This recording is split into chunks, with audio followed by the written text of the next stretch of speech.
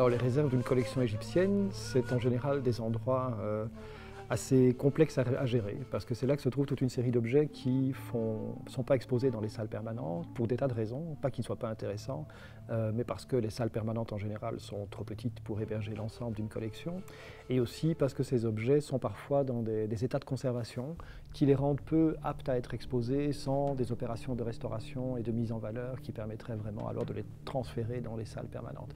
Donc il y a ici, dans des réserves Égypte, sur une collection qui compte plus de 12 ou 13 000 objets et groupes d'objets, il y a plus de 10 000 objets qui sont conservés dans les réserves. Il y a des objets qui ont disparu au cours de l'histoire de la collection, parce que la collection a subi beaucoup d'aléas. La 5e étape du parcours de la collection égyptienne, qui au début était à la porte de Halle, à l'époque où le musée n'était pas encore au cinquantenaire. Puis au sein du cinquantenaire, la collection a beaucoup bougé également. Le bâtiment dans lequel se trouve aujourd'hui la collection égyptienne a brûlé complètement en 1946. Il a donc dû être reconstruit après. La collection a été mise à l'abri pendant les deux guerres mondiales aussi, avec des objets qui ont été perdus pendant ces périodes, parce qu'ils étaient entreposés dans des conditions qui n'étaient pas satisfaisantes au plan de l'humidité, etc. Donc il y a des objets qui se sont perdus au cours du temps, qui se sont dégradés et qui ont disparu. Mais des objets qui s'égarent, non, il n'y en a pas.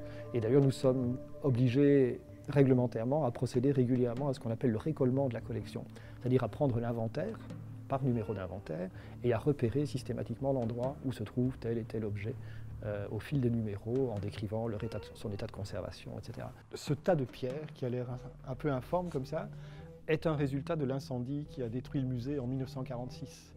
Donc en février 1946, ce bâtiment a pris feu, a été complètement détruit, mais presque jusqu'au niveau des fondations. Et il est d'ailleurs resté à l'état de ruine jusqu'à la fin des années 50. Donc il y avait ici, au milieu du parc du Cinquantenaire, un immense bâtiment qui était en ruine. 6 pièces de grandes sculptures qui étaient trop lourdes pour être déplacées et qu'on avait laissées dans le bâtiment. Et notamment ce sarcophage en pierre dont vous avez les photos qui sont là au mur, était en place et a été détruit dans l'incendie. Et c'est le tas de pierres que vous avez ici. Après l'incendie, les conservateurs de l'époque ont ramassé tous les fragments qu'ils pouvaient, mais ils n'ont pas tout ramassé. Et donc il y a des tas de fragments qui ont été perdus dans l'opération. Donc on n'aura pas l'intégralité de ce sarcophage, mais je pense qu'on aura suffisamment de fragments pour proposer une reconstruction du monument. Un objet qui est très intéressant parce que rare, c'est une momie de veau, enfin une portion de momie de veau qui provient d'une nécropole de bovins sacrés dans la région de Thèbes. Et donc c'est un objet passionnant, il y a peu de musées qui ont des objets équivalents, mais c'est un objet qui n'a pas été exposé dans les salles permanentes depuis très longtemps, simplement parce qu'il est dans un très mauvais état de conservation. Donc on voit très bien que même si on n'y touche plus, pour l'instant l'objet perd des petites particules de matière. Et donc un des objectifs parmi beaucoup d'autres aujourd'hui, c'est de faire concernant cet objet-là un programme de restauration pour qu'il puisse à terme être réexposé dans les salles.